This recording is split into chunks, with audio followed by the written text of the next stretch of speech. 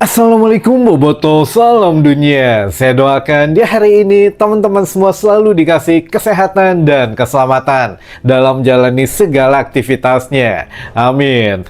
Baik Boboto, langsung kita update informasi Persib Bandung terbaru. Dan sebelum kita mulai, kita juga ingin ngucapin wilujeng semping buat teman-teman Boboto yang sudah subscribe, yang sudah like, yang sering komen juga di channel ini. Mudah-mudahan menjadi amal kebaikan teman-teman Boboto semua yang langsung dibalas oleh Allah Subhanahu wa Ta'ala. Amin. Baik Boboto, sudah tidak sabar untuk menantikan kabar selanjutnya gitu ya. Yang mana ini ada beberapa kabar baik dan kabar kurang baik juga. Yang mana Persib Bandung kembali didenda kalau kemarin oleh AFC, kalau sekarang oleh Komdis PSSI. Nah, nanti kita coba bahas pelanggarannya apa saja, sanksinya apa saja. Namun yang sebelumnya kita kasih kabar baik dulu aja gitu ya, karena ya kemarin sudah ada yang hatur nuhun sesuai yang kita sampaikan dan tidak lama sudah ada wilujeng sumping lagi. Jadi please welcome wilujeng sumping untuk PT Unilever Tbk, yang mana di unitnya ada yang namanya produk Rinso dan produk Sunlight. Nah, inilah yang memang akan masuk atau sudah bekerja sama dengan Persib Bandung. Nanti akan masuk di jersey mungkin gitu ya, kayak ya kemarin ada Kombipar juga gitu ya. Jadi memang satu produk-produk yang memang cukup brand besar gitu ya.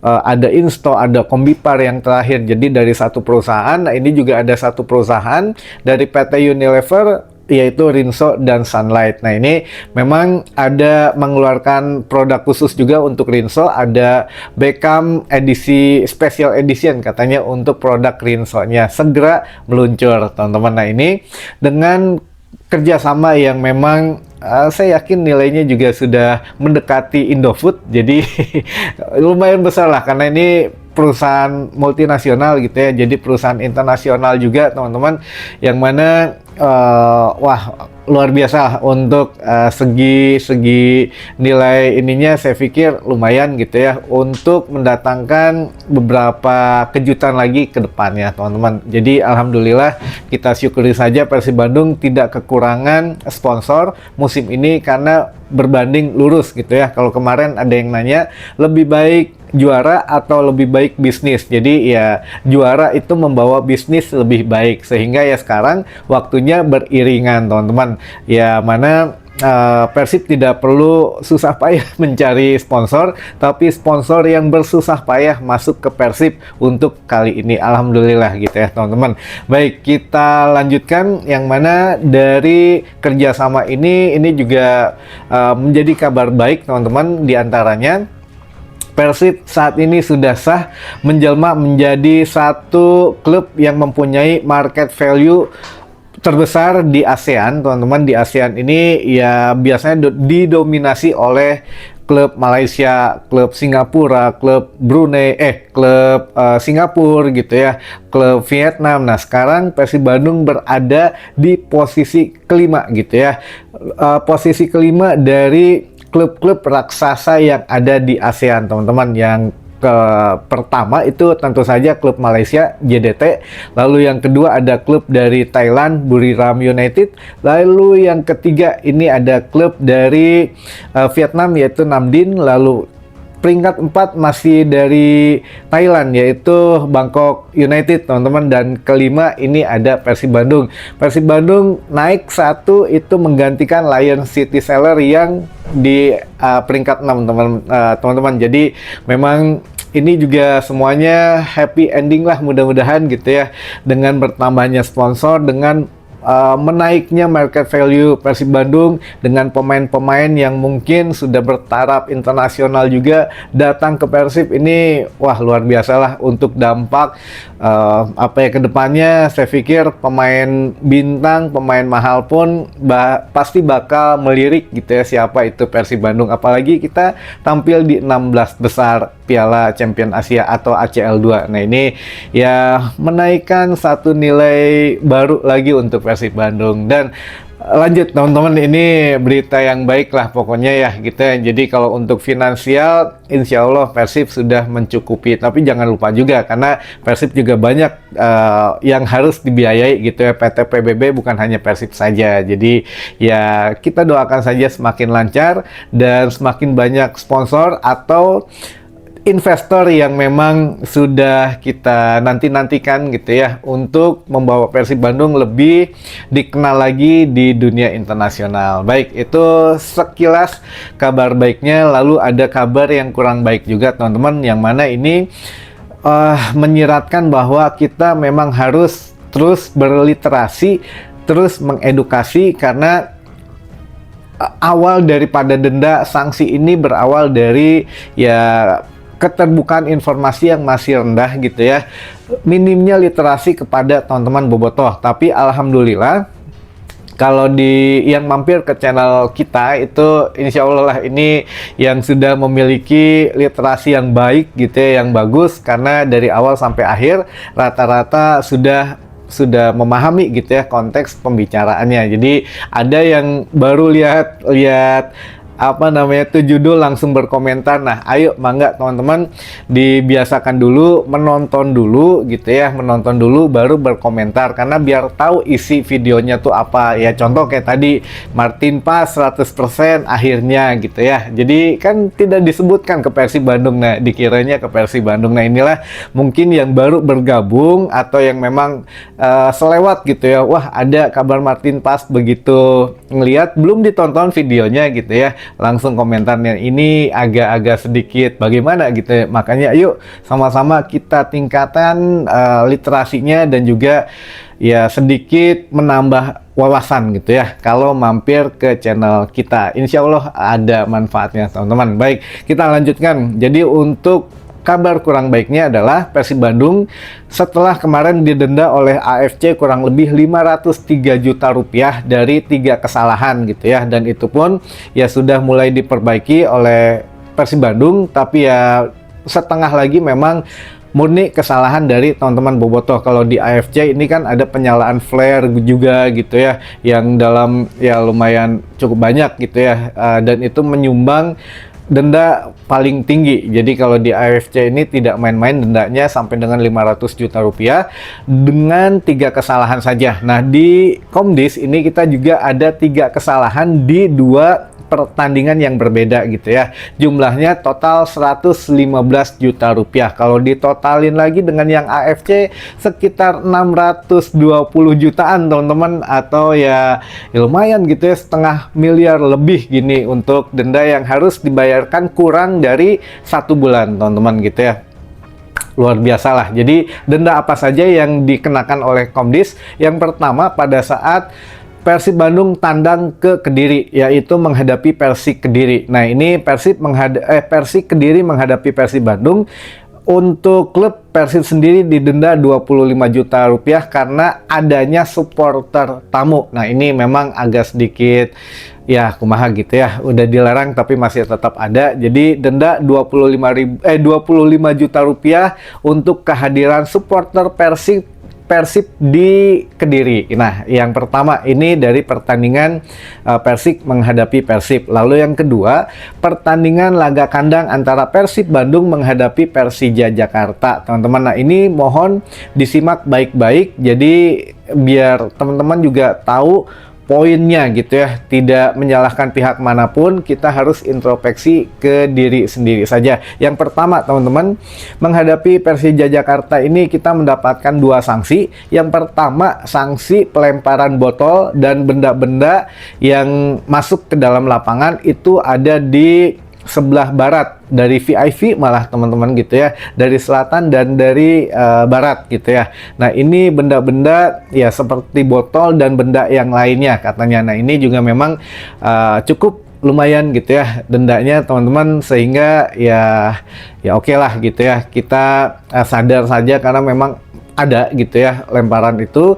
Dan juga satu lagi sanksi mengenai penyalaan petasan teman-teman. Petasan ini terhitung oleh match commissioner, ada 5 petasan, 3 di tribun utara dan 2 di tribun selatan katanya gitu ya. Jadi memang ya lumayan besar teman-teman kalau untuk menghadapi Persija kemarin. Dendanya yang mana kan mencapai 90 juta gitu ya, 90 juta pada saat Persib menghadapi Persija, dan 25 juta ketika Persik Kediri menghadapi Persib Bandung, yaitu kehadiran supporter tamu. Nah ini kalau dijumlahin dengan denda AFC kemarin ya kurang dari sebulan ini udah harus membayar sekitar 600 juta lebih teman-teman, setengah miliar lebih karena itu. Nah kalau untuk yang menghadapi Persija banyak yang mengatakan mana nggak ada flare, nggak ada kembang api, nggak ada petasan dan lain sebagainya.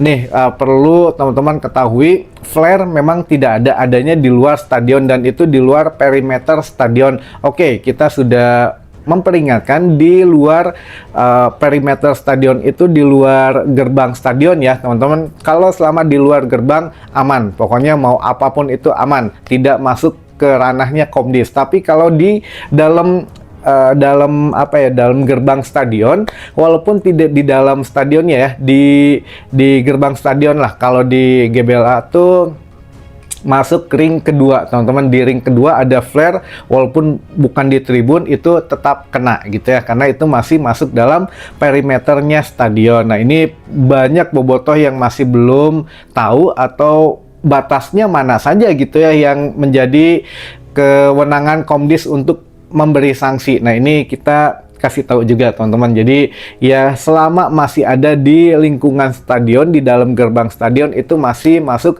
perimeter stadion yang bisa mengakibatkan sanksi dari Komdis. Di luar gerbang aman. Nah kemarin menghadapi Persija memang tidak ada flare, tidak ada kembang api, tapi petasan ada teman-teman. Ini pun ya saya pun menjadi saksi mata gitu ya. Videonya pun ada jelas teman-teman. Yang mengatakan tidak ada ya mungkin saya nggak tahu apakah memang harus menutupi atau bagaimana, tapi yang jelas ya inilah, kita harus introspeksi diri saja. Memang betul ada 3 yang saya saksikan, 3 di tribun utara gitu ya, tribun utara mendekati tribun timur teman-teman. Jadi ya di sela-sela utara dan timur lah ini ada petasan gitu ya, dan memang satu lagi di sebelah selatan, tapi ya memang dikatakan 2, jadi memang lebih banyak yang ada di papasan utara dan timur sebetulnya. Jadi itu sudah ada videonya dan kita pun punya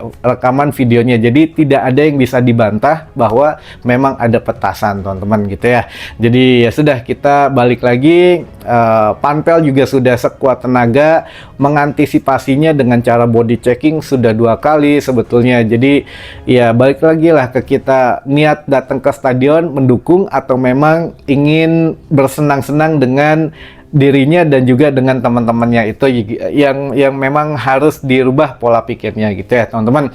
Itu dia menuju ya harus dibayar dalam waktu 30 hari ini. Jadi menuju putaran kedua ini ya mudah-mudahan tidak banyak lagi lah ke depannya sanksi yang harus dibayarkan Persib Bandung atas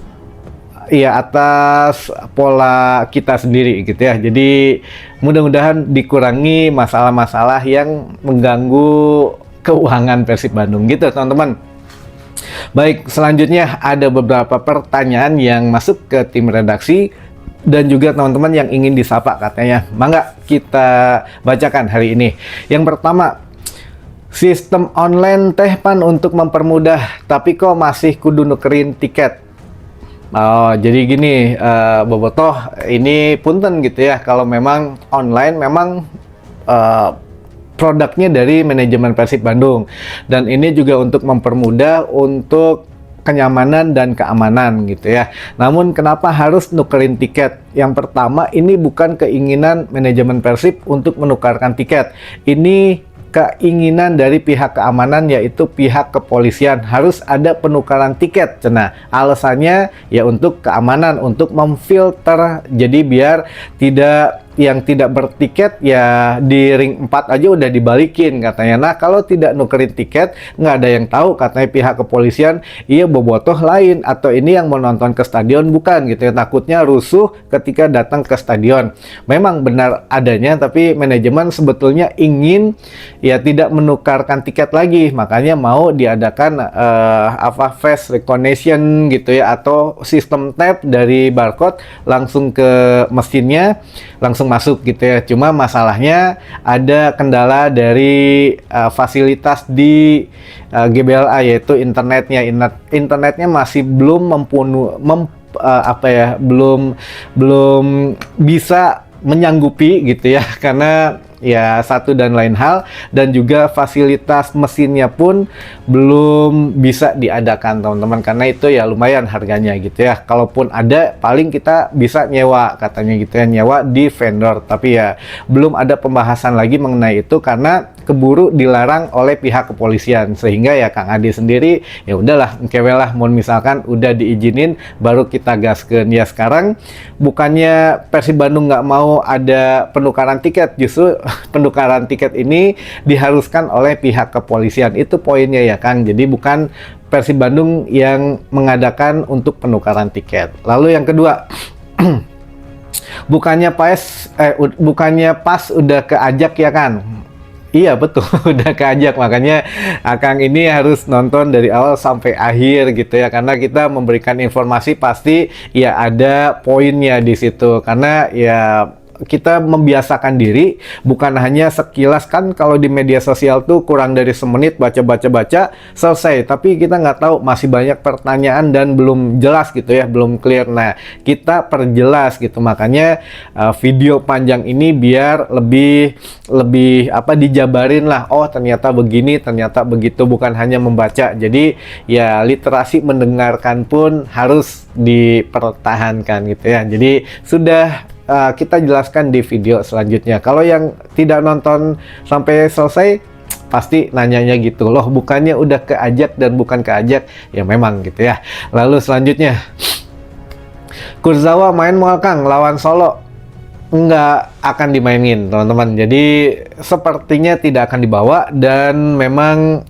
Bojan lebih mementingkan match fitnessnya dulu. Jadi kebugaran, mengembalikan kebugaran, dan juga mengembalikan feeling touch ball-nya dulu. Jadi memang ya minimal mah sudah ada pergerakan bolanya sudah normal atau hampir menuju 100%, dan untuk adaptasi dengan pemain yang lainnya sudah oke, baru mulai dimainkan. Tapi menghadapi Solo sepertinya akan dilewatkan, jadi tidak akan buru-buru dimainkan gitu ya.